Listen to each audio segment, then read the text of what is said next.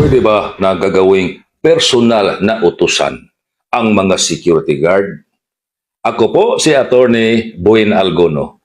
May mga establishments na ang treatment sa kanilang security guard ay parang utusan, parang kasambahay, parang buhay. Guard, pupunta ka nga sa iskinita, bibilhan mo ako ng mainit na banana Q. At huwag mong kalilimutan ha, guard. Bibilhan mo rin ako ng malamig na Coke. Pwede ba yan?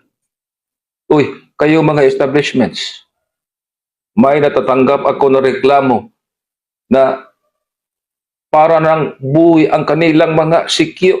Huwag niyong gagawin yan. Bakit? Ang unang trabaho ng mga security guard is to secure the business premises. Hindi nila dapat i-abandon ang kanilang post dahil lang nag-comply sa personal na utos ng mga empleyado sa establishment. Kawawa ang CQ kapag ina-abandon ang post, kapag may inspection ang PADPAW, ma-charge pa ng abandonment of post.